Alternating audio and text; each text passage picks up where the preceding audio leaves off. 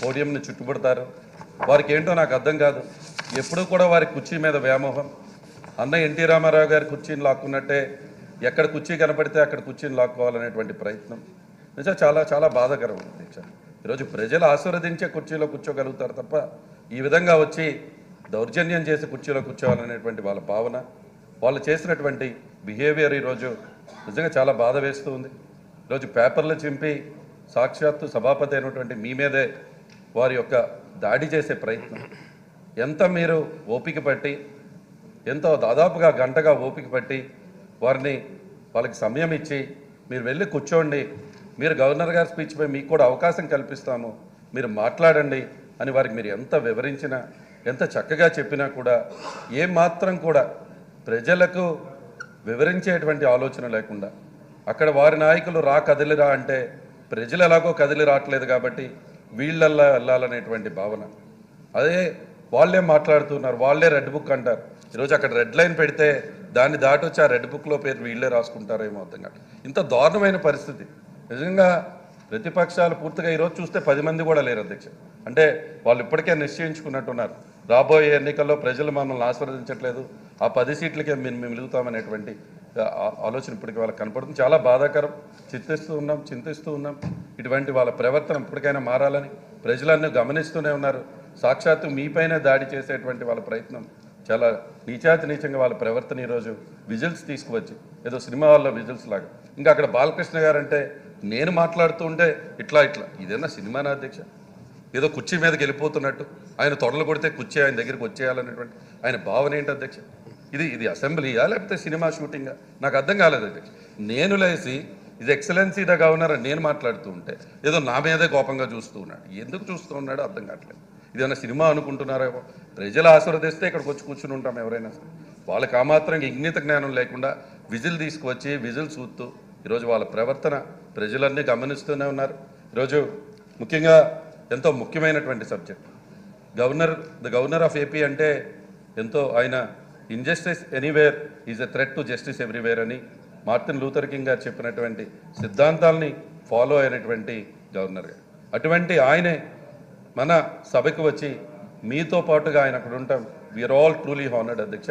వారు వచ్చి వారు ఇచ్చినటువంటి ప్రసంగం, వారు చెప్పినటువంటి మాటలు, మన ప్రభుత్వం యొక్క పనితీరు గురించి వారు వివరించినటువంటి ఏ విధంగా వారు వివరించారో ఎంతో ఓపికగా వారు ఎంతో చక్కగా వాళ్ళు వివరిస్తే అదంతా కూడా వినలేనటువంటి ప్రతిపక్షాలు ప్రజలకి మెసేజ్ వెళ్తుందనేటువంటి భావం.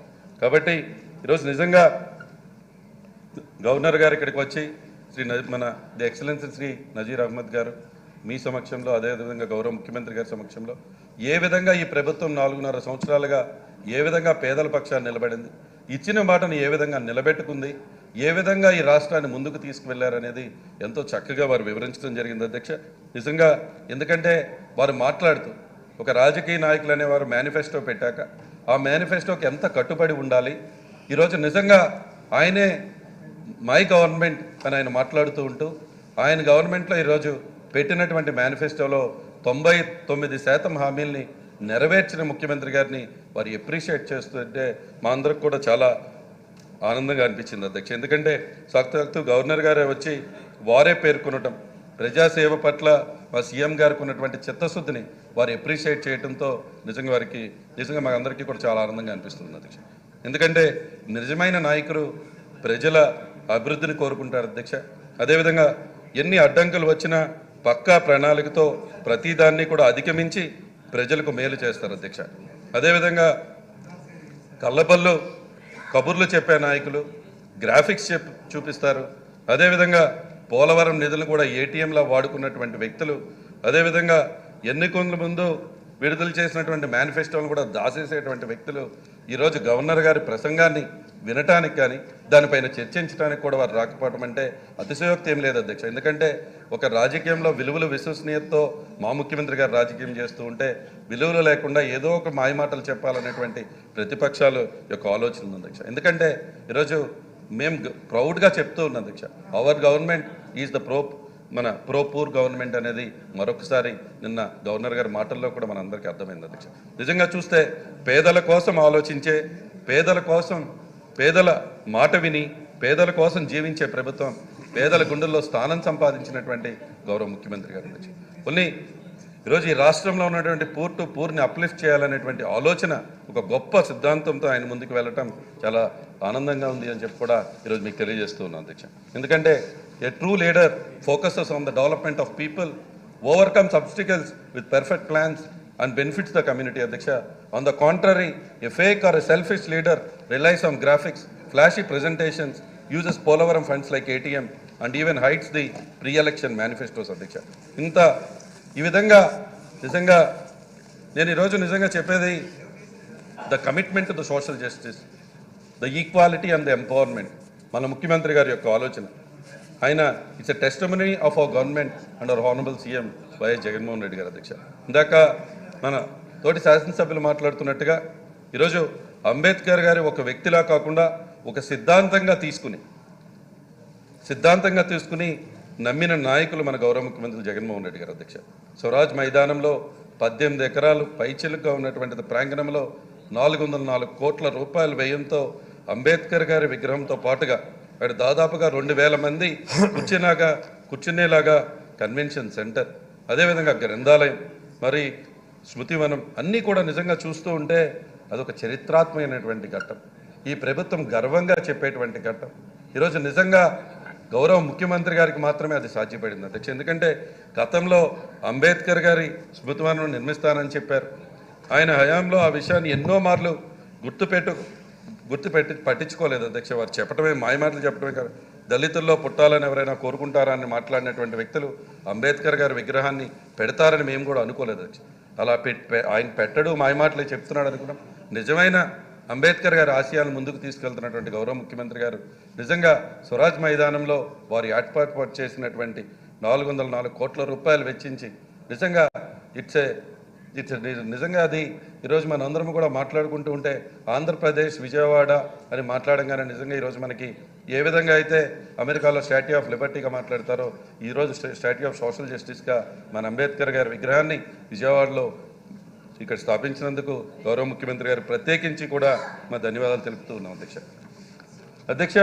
నిజంగా మన ప్రభుత్వం ఏర్పడ్డాక ముఖ్యంగా ఒక ముఖ్యమైనటువంటి విషయం రాష్ట్ర ప్రజానీకానికి కూడా తెలియాల్సినటువంటి అవసరం ఉంది. నిన్న గవర్నర్ గారు కూడా చెప్పడం జరిగింది, building human capital. Soon after coming to power, మన ప్రభుత్వం అధికారంలోకి రాగానే మన గౌరవ ముఖ్యమంత్రి గారు ఇమీడియట్గా చూసినప్పుడు కొన్ని సోషల్ పారామీటర్స్లో, అసలు నిజంగా సోషల్ పారామీటర్స్లో మన రాష్ట్రం మిగతా రాష్ట్రాల కంటే కూడా చాలా వెనకబడి ఉన్నామని గుర్తించారు. ఆ వెనకబడి ఉన్నటువంటి సోషల్ పారామీటర్స్ అన్నింటినీ కూడా ఏ విధంగా ముందుకు తీసుకెళ్ళాలి, ఆ హ్యూమన్ క్యాపిటల్ని ఏ విధంగా మనం ఇంప్రూవ్ చేయాలి, ఏ విధంగా ఈ రాష్ట్రంలో ఉన్నటువంటి పేదవారందరికీ అండగా నిలబడాలనే దాని మీద ఆయన గొప్ప ఆలోచన చేసి నవరత్నాలని ప్రారంభించడం జరిగింది అధ్యక్ష. నిజంగా వారు ప్రారంభించినటువంటి నవరత్నాలు నిజంగా ఆ రిజల్ట్స్ ఇప్పుడు మనం చూస్తూ ఉన్నాం అధ్యక్ష.